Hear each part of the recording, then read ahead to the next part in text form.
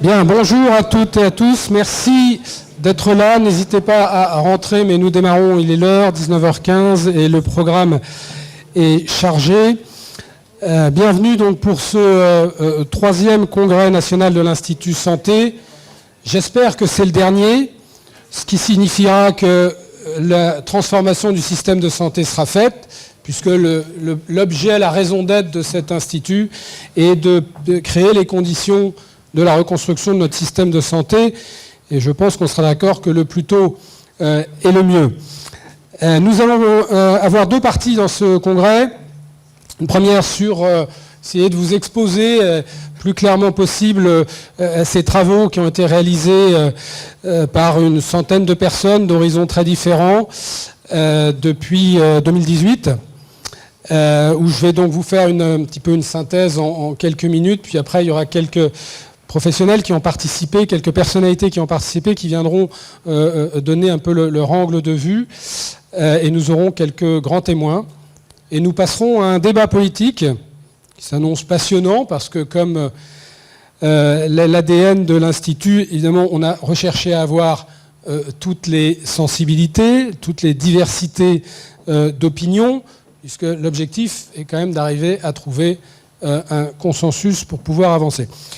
Avant de démarrer, peut-être, un petit peu ceux qui connaissent l'Institut le savent, on a, je dirais, trois choses. La première, c'est qu'on essaye de un peu prendre de la hauteur par rapport à l'actualité et le court terme. Pas toujours facile, hein. En particulier, aujourd'hui, il y a une actualité encore très riche en santé, mais l'idée, c'est quand même de se projeter dans le futur modèle. De ne pas essayer de prendre un peu de distance par rapport à la fois au diagnostic que l'on connaît et à la fois à la problématique de court terme. La deuxième chose, c'est on a une approche systémique, on appelle macro en économie, c'est-à-dire qu'on essaye de reconstruire un modèle qui fasse sens. Avant de savoir ce que l'on fait des composantes du système, il faut savoir dans quelle société on a envie de vivre et de quel système de santé nous avons envie. Donc on a cette réflexion-là. Donc vous pourrez nous faire le reproche de ne pas peut-être avoir été suffisamment dans le détail dans tel et tel secteur, mais c'est volontaire. Et on y reviendra. Troisième, je dirais, caractéristique que l'on tente de respecter, c'est cette recherche de consensus. Pas un consensus mou pour dire qu'on est d'accord, mais quand même éviter de se quitter en total désaccord. Et jusqu'à maintenant, on y est plutôt parvenu. Comme disent les Anglais, on essaie de délivrer quelque chose. Parce que votre temps est précieux, ce soir comme tous les jours. Donc ce qu'on va essayer aussi ce soir, c'est de délivrer quelque chose, en particulier sur cette méthode politique. Et on pourra juger à la fin de ce congrès si ça a été utile. Notion d'utilité, je suis sûr qu'on va passer une bonne soirée, j'espère en tout cas, mais on va essayer de la rendre utile dans ce long chemin vers la transformation de la santé.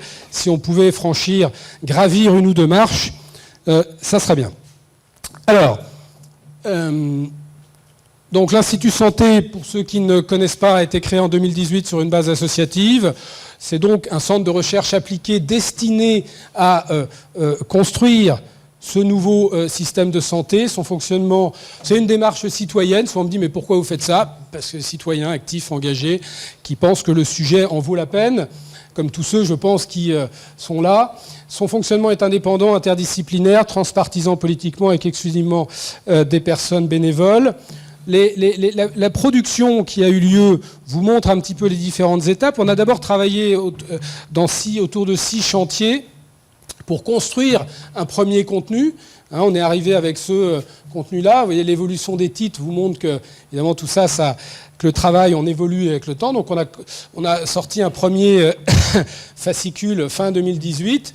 Puis, on est ensuite passé à une deuxième phase de recherche de consensus en externe, en organisant des conférences de consensus. La première a eu lieu ici en juillet 2020. Donc, on a sorti un deuxième fascicule qui ensuite a permis un petit peu de détailler et de produire un premier livre. Et puis, à l'issue d'une quinzaine de conférences de consensus, on n'a pas tellement été gêné par le Covid, au contraire, parce que finalement, en visio, c'est plus facile de réunir les gens, on s'est aperçu. Les gens avaient pris l'habitude, donc on a pu être assez productifs en conférence de consensus. Et donc nous sommes arrivés à là où nous en sommes aujourd'hui, ce document que vous avez, l'autonomie solidaire en santé.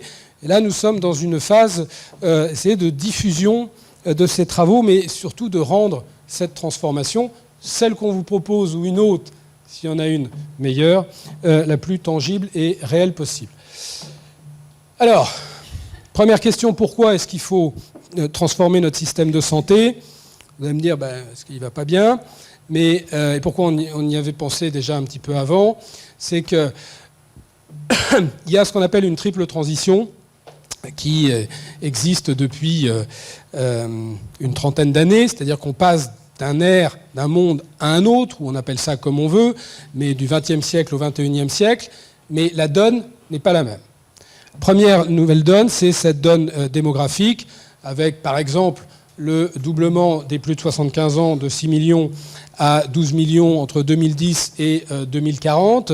Qu'est-ce que ça change? Ça change que notre bonne stratégie d'accès aux soins n'est plus suffisante, qui reste encore la stratégie majeure de gestion de risque. On ne peut pas se contenter d'attendre que les gens soient malades, mais il faut travailler le plus en amont du risque possible, et si possible, en début de vie. On sait que c'est là où c'est le plus efficace. Donc il y a une stratégie de changement de gestion du risque qui s'impose. La deuxième transition, la transition épidémiologique, c'est l'allongement du risque. Les pathologies dominantes sont des pathologies chroniques aujourd'hui, et lorsqu'on est sur des pathologies chroniques, sur un risque long, on ne peut pas gérer de la même façon quand on est sur des pathologies aiguës avec un risque court. C'est le pilote qui change. Dans le premier cas du risque court, vous êtes avec un pilote côté de l'offre, les professionnels de santé. C'est ce qui a été le cas pendant 70 ans. Dans ce nouveau monde, vous êtes avec un pilote qui devient ce citoyen patient, à qui il faut confier cette mission. Et une fois qu'on a dit ça, on sait que rendre capable l'individu de bien gérer sa santé et de gérer au mieux sa pathologie, ça ne s'invente pas, ça se crée, et c'est tout ce nouveau modèle qu'il faut qu'on arrive à créer. Troisième transition, c'est la transition technologique.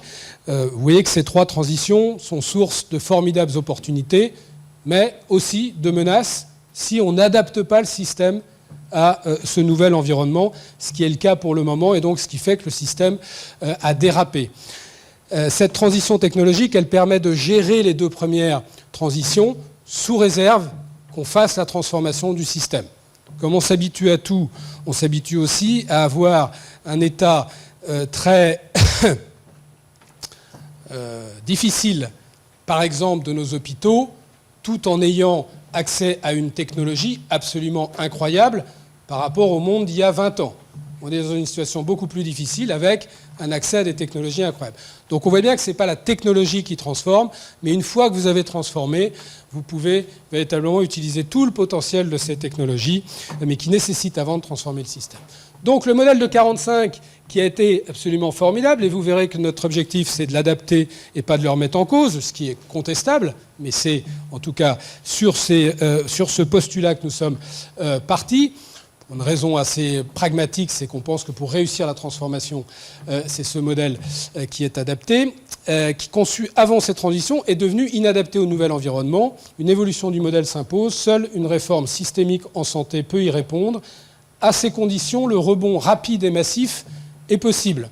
On y reviendra, mais malgré ces difficultés actuelles, quand on voyage un petit peu et quand on commence à comparer un peu, faire ce qu'on appelle du benchmark, on a encore des ressources absolument remarquables qui certes s'épuisent un peu, mais qui restent à une échelle internationale. Si vous prenez les sociétés savantes, les professionnels de santé, les facultés de médecine et d'autres spécialités, bref, vous pouvez les allonger.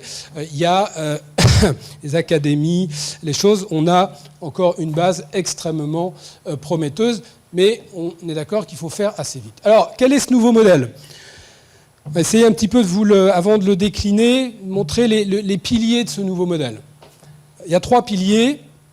Le premier, c'est, y compris par rapport à la transition démographique, c'est de passer de l'accès aux soins pour tous à l'accès à la santé pour tous, avec donc une considération, ce qu'on appelle holistique de la santé, qui induit un modèle qui évolue de l'accès aux soins à l'accès à la santé, la prise en compte de l'ensemble des déterminants de santé médicaux et non médicaux étant le champ d'action du système de santé. Alors ça peut paraître comme ça assez banal, mais ça change un petit peu tout en matière d'organisation des institutions qui pilotent la santé. Il faut une approche transversale sur le plan politique, fameuse santé dans toutes les politiques publiques. Ça ne veut pas dire, vous le verrez, qu'on va mettre tous les ministères dans la santé. Ça veut dire qu'il faut que la santé soit interministérielle, ce qui est différent, exactement comme on est en train de le faire avec l'environnement, avec une approche interdisciplinaire sur le plan scientifique. Nous l'avons vu à l'Institut Santé, si nous n'avions pas eu l'aide de philosophes comme Catherine Audard ou de sociologues, un petit peu d'économistes aussi, on aurait eu beaucoup plus de mal pour reconstruire ce système de santé. Évidemment, beaucoup de professionnels de santé, mais la santé au XXIe siècle doit intégrer l'ensemble des sciences sociales. Nous le verrons. Alors, et aboutit sur le plan de l'humanisme médical. Hein, il y a des grands penseurs sur le plan de cet humanisme médical, comme Jean Bernard, qui l'a écrit avant. C'est de l'homme qu'il s'agit. On verra qu'il ne s'agit pas simplement de l'homme, ce qu'il a écrit après. Bénéfice de ce pilier sur la capacité de réduire les inégalités sociales de santé, d'augmenter l'espérance de vie en bonne santé. Quand on réfléchit à reconstruire un système, on n'essaie pas de reconstruire un système avec des bénéfices équivalents. On essaie de franchir un cap. Le cap en matière de bénéfices qu'on peut franchir, c'est cette dernière ligne, c'est-à-dire de travailler sur ces inégalités sociales et territoriales de santé, mais qui sont d'abord sociales, de santé, qui, dans cet extraordinaire système de santé du XXe siècle, système de soins du XXe siècle, on n'est pas arrivé à réduire ces inégalités sociales de santé. Vous savez qu'entre les 5% les plus riches et les 5% les plus pauvres en France, vous avez une idée de la différence d'espérance de vie ? 13 ans. Bon, 13 ans. Dans ce même pays riche, hein, 13 ans. Bon, comme ça, on peut égrener les cas. Mais bon, et c'est tout à fait explicable, pas justifiable, mais explicable par le fait que cet accès aux soins fait qu'on n'a pas... le gradient social se fait avant tout sur le maintien en bonne santé et avant cet accès aux soins, même si on pourrait parler d'inégalité sociale sur le soin, mais elles ne sont pas surtout là. Deuxième pilier de l'offre de soins aux besoins de santé, l'individu est au cœur d'un nouveau modèle géré à partir de ses besoins à l'échelle d'un territoire de santé. Ça, ce n'est pas du tout le modèle dans lequel nous sommes. Et encore une fois, il faut bien voir qu'on est dans une évolution d'un modèle. Ce n'est pas qu'on s'est trompé il y a 70 ans, c'est que c'était exactement ce qu'il fallait faire il y a 70 ans. On ne s'est pour le coup pas du tout trompé. On va le voir qu'on a plutôt créé les bonnes institutions, mais il faut maintenant adapter le modèle à ce nouveau mode. Le pilotage à partir de la demande se traduit en termes de besoins de santé, induit un système fondé stratégiquement sur la santé publique. Hein, c'est ce qu'on appelle un modèle dit de santé publique, c'est-à-dire avec une approche populationnelle et préventive. On ne peut pas dire que ce soit le modèle duquel on est parti. Donc là, vous voyez aussi qu'il y a une marche assez haute à monter. On va voir comment on la monte. L'approche par les besoins de santé répond à la recherche d'une personnalisation de la prise en charge de la santé des personnes, aussi bien dans son maintien en bonne santé que dans sa maladie. On verra par exemple des outils, un compte personnalisé de prévention, un contrat thérapeutique. L'idée, c'est d'essayer d'individualiser le plus possible tout en restant dans un système le plus solidaire possible, qui est un challenge. D'où cette autonomie solidaire qu'on suggère. Là, je reprends l'exemple de Jean Bernard. Hein, c'est de l'homme qu'il s'agit, mais je ne soigne pas l'homme en général, mais l'individu en particulier. Évidemment, cette ligne-là qu'il faut prendre. Donc, là aussi, on progresse en matière d'humanisme médical. On est capable d'intégrer ce concept de dignité de la personne beaucoup mieux quand on arrive à personnaliser sa prise en charge dans le service. Dernier pilier, de l'État centralisé à un modèle démocratique inclusif, alors peut-être pas forcément le plus évident, mais il est absolument fondamental. L'idée, c'est de dire qu'un système centré sur l'individu implique un processus de démocratisation aboutie de la santé pour le rendre accessible à tous et garantir les droits en santé. On est dans un concept de droits et devoirs en santé qui existe déjà, mais donc il faut rentrer dans ce processus de démocratisation de la santé. On verra par un investissement social en santé important. Je rappelle qu'on est ignare en santé. Et si on n'a pas la chance d'être dans un environnement, une catégorie sociale suffisamment active, on peut rester longtemps, trop longtemps, ignares en santé. Donc il faut que le système permette cette éducation à la santé, pas que de l'éducation, mais en grande partie de l'éducation, PMI, santé scolaire, santé au travail, bien vieillir, tout ce qui est quand même la dernière roue du carrosse dans le système actuel doit être au cœur du système, du prochain système. Cette démocratisation, elle doit évidemment concerner les institutions de gouvernance. On ne peut pas dire aux gens prenez-vous en charge, mais vous ne décidez de rien. Et d'autre part, ça c'est pour le citoyen patient, mais on voit bien le résultat de la démédicalisation de la gouvernance de notre système de santé. Bon, il fallait peut-être le tenter. Pas sûr qu'on ne pouvait pas le savoir avant, mais en tout cas, on voit que ça ne fonctionne pas et ça ne fonctionnera pas. Donc il faut revenir à la construction de ce qu'on appelle cette démocratie sociale et sanitaire, que n'aiment pas beaucoup les politiques souvent, parce que quand on parle de l'État, c'est identifier l'État. Démocratie sociale et sanitaire, ça fait un peu je donne du pouvoir un peu à tout le monde et n'importe qui. Non, évidemment non. Mais tout ça, ça doit s'organiser. C'est un gros travail sur la gouvernance qui a été réalisé. Mais nous n'avons pas le choix que d'aller vers cette démocratie sociale et sanitaire qui était au cœur du modèle de 1945, mais à la façon modèle de 1945. Donc on a essayé d'imaginer une autre façon. Rapidement, premier point, qui est un des points clés pour véritablement mener cette transformation du système. On a aujourd'hui un service public hospitalier qui a été pensé autour de l'hôpital avec les ordonnances de Bray parce qu'il fallait en effet créer un lieu d'excellence dans le soin, la recherche et l'enseignement. Et le soin lourd était vraiment ce soin-là qu'il fallait, le soin d'urgence, le soin lourd, où il fallait garantir ce service public. C'est-à-dire continuité, égalité et mutabilité, c'est-à-dire adaptation du service. Il est clair que par rapport à ce que je viens de vous dire, on ne peut plus considérer que seul l'hôpital public soit un service public de santé, mais il faut, on l'a vu, partir du territoire de santé et considérer que l'ensemble des services de santé correspond à un service public.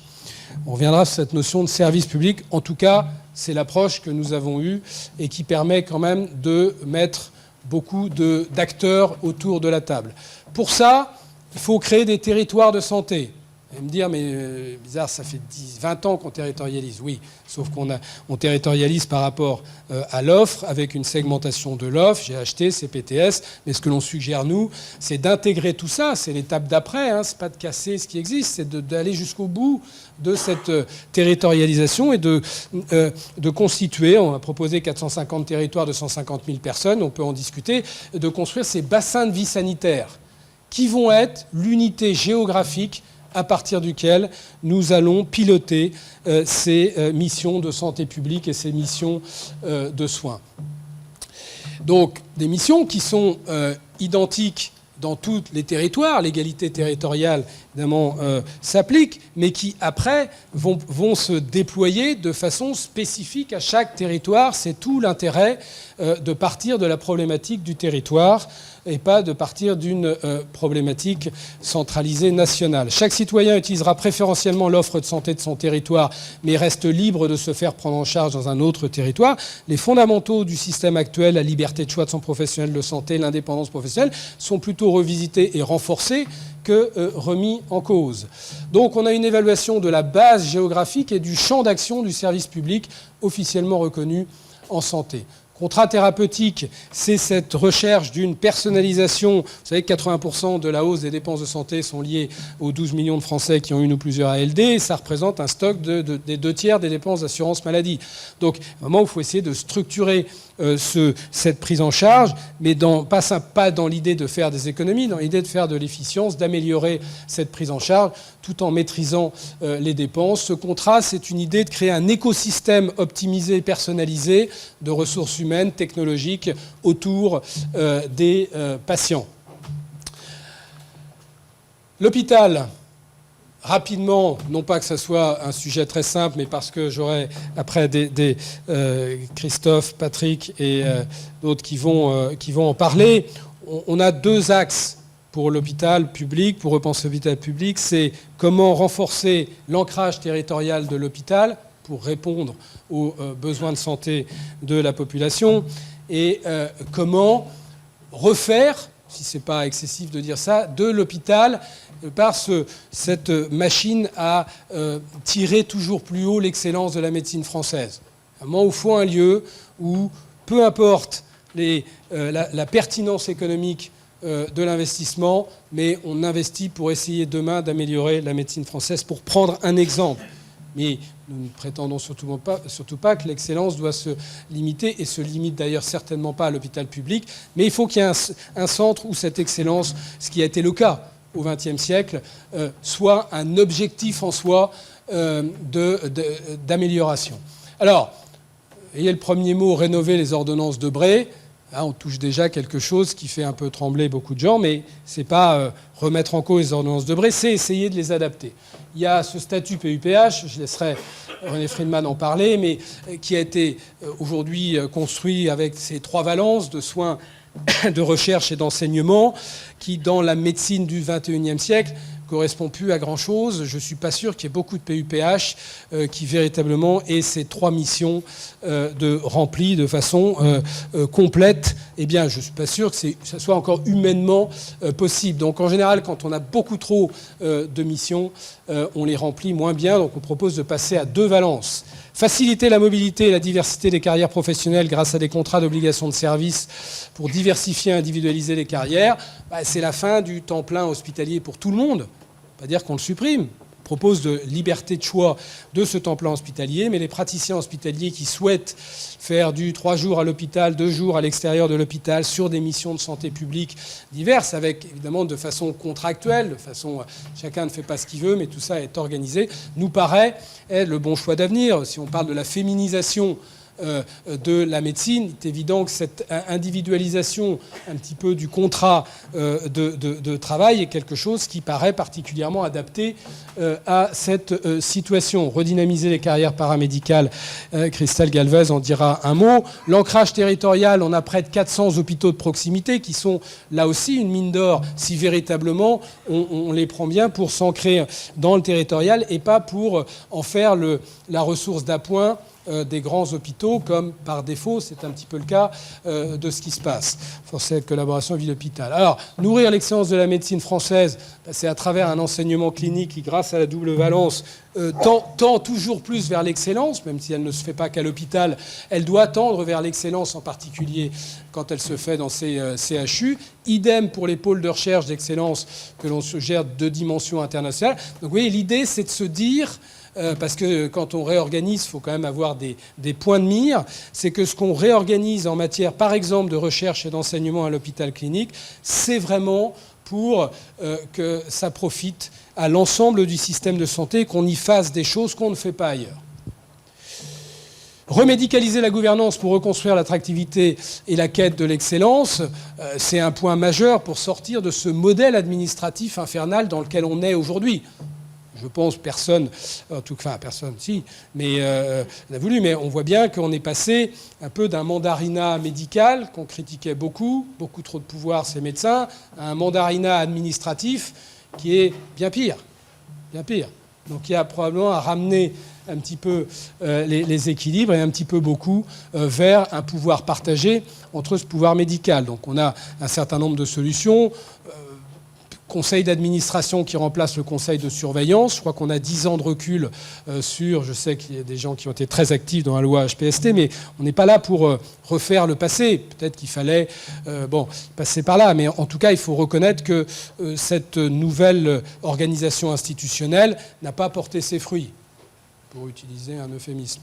Donc, il faut la revoir. On propose de la revoir de cette façon. Il y a d'autres façons de faire, hein, mais en tout cas, on propose de revenir à ce conseil d'administration sur un modèle un peu type Unicancer. On aura directrice d'Unicancer qui nous, comme grand témoin, qui nous dira si ça marche ou pas. C'est-à-dire, il y a des médecins, pour la plupart du temps, qui sont directeurs de ces grands hôpitaux de lutte contre le cancer.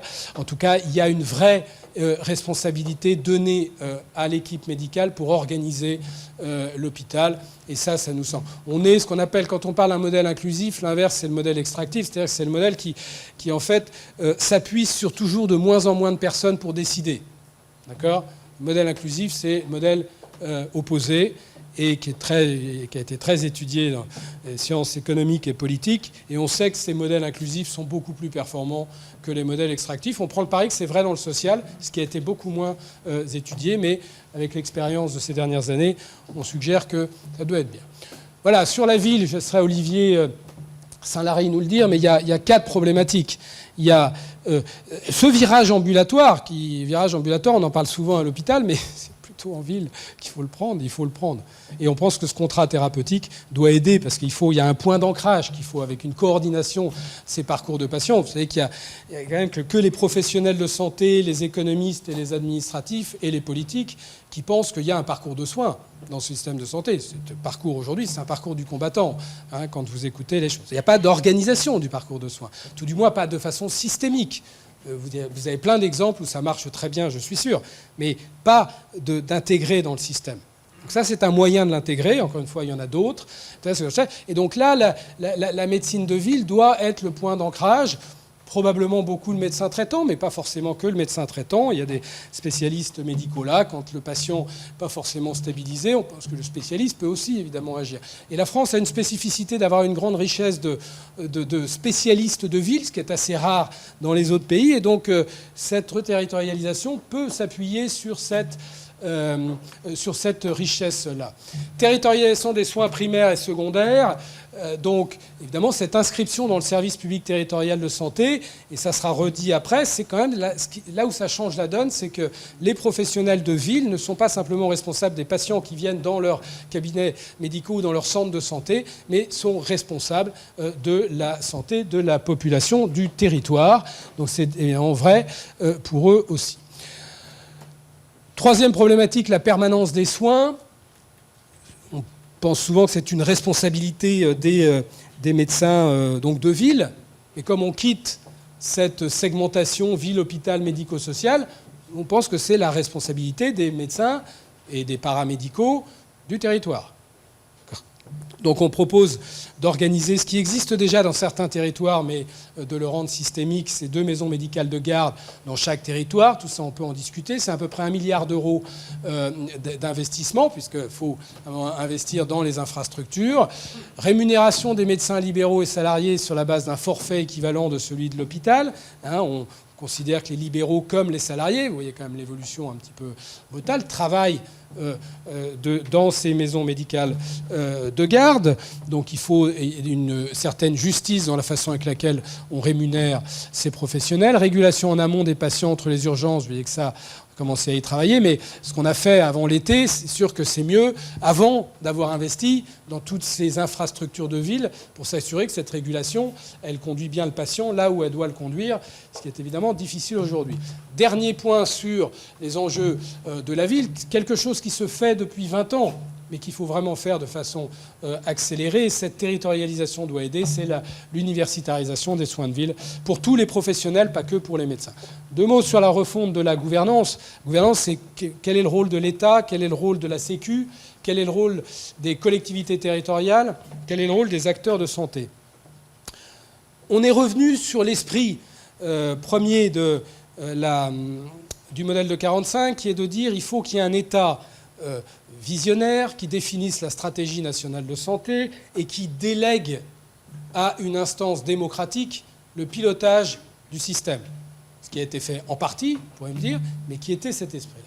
Et nous, on est revenu à cet esprit pour essayer d'aller véritablement en faire un système. Comment est-ce qu'on peut rendre l'État aujourd'hui plus stratège? C'est sûr que ce n'est pas avec un PLFSS. Il n'y a pas le bon dispositif comptable, court-termiste. Comment est-ce qu'on peut aider l'État, enfin demander à l'État de se projeter, de faire une vraie stratégie nationale de santé? Il y a un outil qui existe dans d'autres secteurs, qui est le projet de loi d'orientation et de programmation. Il faut faire de la planification en santé. Ce mot que beaucoup de libéraux abhorrent, mais ce qui me fait toujours sourire, parce qu'il n'y a pas une grande entreprise qui ne fait pas de la planification. Oui, quand vous gérez plus de 300 milliards d'euros, c'est mieux de faire de la planification, et quand vous gérez de la santé publique, c'est mieux. Mais c'est loin d'être le cas aujourd'hui, et pas un problème de ce gouvernement ou du précédent, c'est qu'il n'y a pas les outils pour le faire.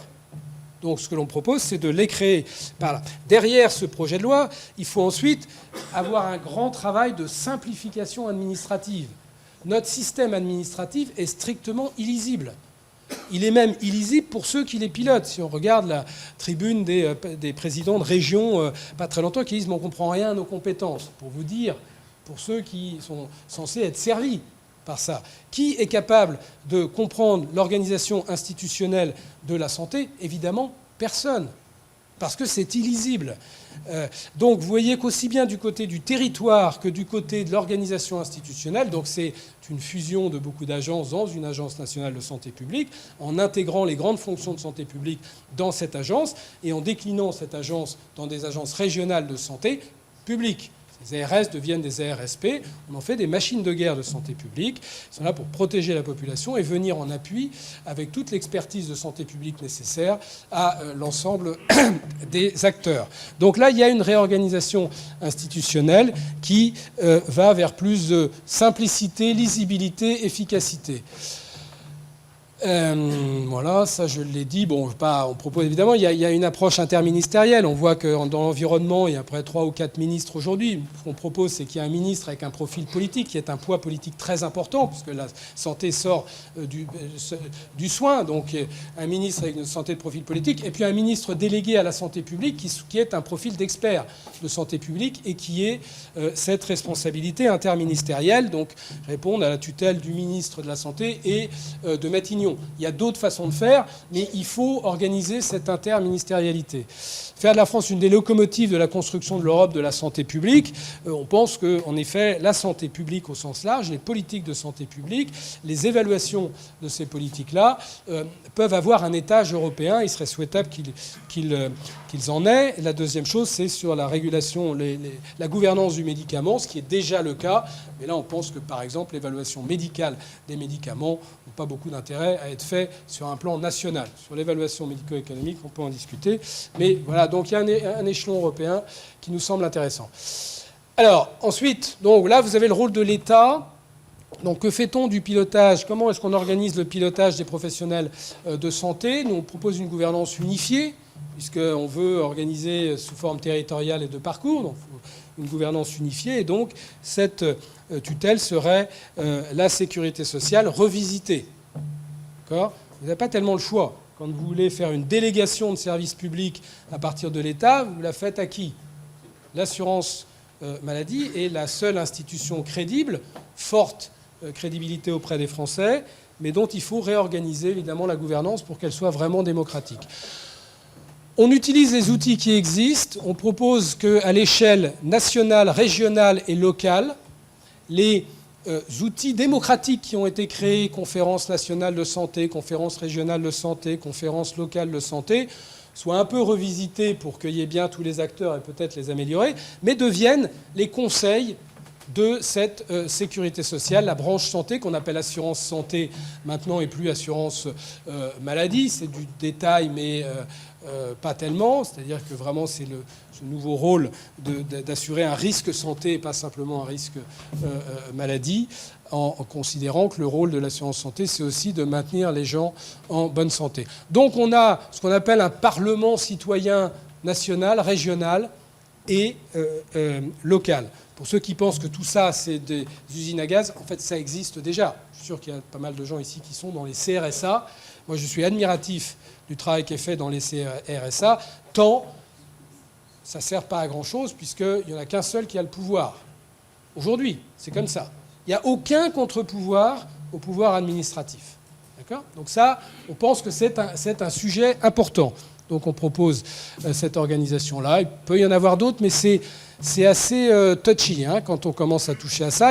Ça va vite dans tous les sens. Donc il faut essayer d'aller dans ce même sens. Concernant les citoyens patients acteurs de la démocratie sociale et sanitaire, il n'y a pas que les professionnels de santé. Il y a aller au bout en fait, de la loi Kouchner, qui a évidemment créé beaucoup de droits pour les patients, qui a commencé à créer des fonctions pour les patients, mais on pense qu'il faut aller au bout de cette loi, reconnaître l'ensemble des fonctions des patients officiellement. Il y en a 3 sur 6 de reconnus, créer des départements universitaires des usagers patients dans toutes les UFR de médecine. Il en existe 3 en France. Il faut professionnaliser cette représentation des patients et, quelque part, créer une fonction d'usager acteur du système de santé, ça choque quand on dit une fonction un peu de professionnel de santé, mais c'est quand même un petit peu l'idée de les intégrer davantage dans ces professionnels de santé. Sur le plan du territoire, on a proposé une organisation collégiale avec la représentante des professionnels de santé et syndicats de salariés, publics, privés, les collèges des représentants des institutions sanitaires et médico-sociales, collèges institutionnels et citoyens, et les élus locaux qui, évidemment, dans ce nouveau modèle de santé, ont un rôle nouveau puisqu'ils pilotent beaucoup de politiques publiques qui agissent sur les déterminants de santé. Pas que les élus locaux, d'ailleurs, les conseils départementaux et les choses. Bon, donc on propose un groupement territorial de santé qui est une base pour tout le monde, hein, pas pour une partie des professionnels. Ce territoire, il est pour les usagers patients sous forme de ce collège-là. C'est pas une structure administrative. Le président du Sénat, qui a participé à une de nos conférences de consensus, tout de suite nous dit non, pas d'usine à gaz. Ça fait toujours rire quand on voit ça, parce que, enfin, il a raison, il ne faut pas d'usine à gaz, mais on en a tellement créé depuis 10 ans qu'on simplifie au maximum. Mais il y a quand même un moment où il faut qu'il y ait un pilote dans l'avion de ces territoires. Pas laisser, donc il faut bien le faire.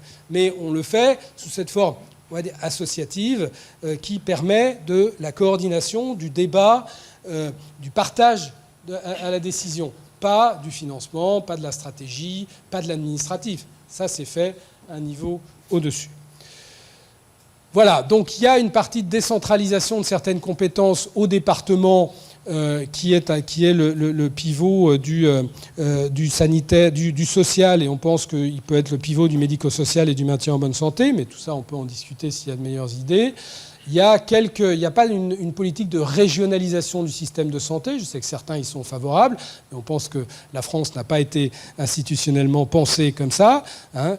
On peut être contre l'État jacobin, mais on sait qu'il restera là. En revanche, on peut penser qu'il y a certaines compétences qui peuvent être prévues, comme la formation des professionnels de santé et la gestion de la démographie médicale. On a confié la même chose, mais pour les paramédicaux, à la région.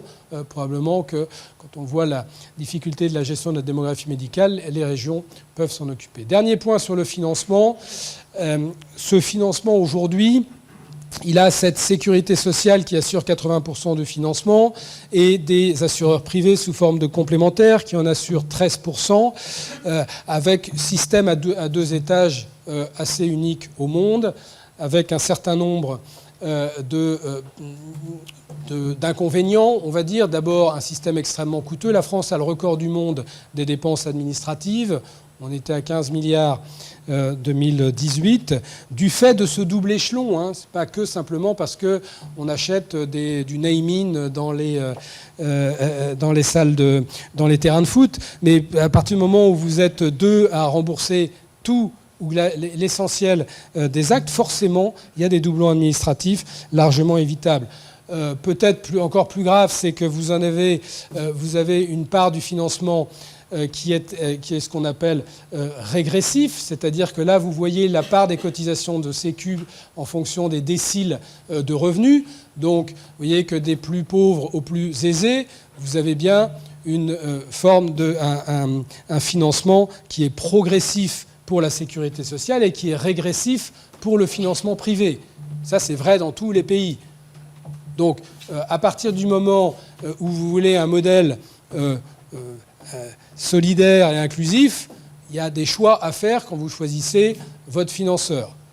Au-delà du financeur, à partir du moment où on considère que cette sécurité sociale doit être aussi une institution de gouvernance, forcément, pas tellement le choix que d'arriver sur un financeur unique par prestation, financeur assurantiel unique par prestation de santé.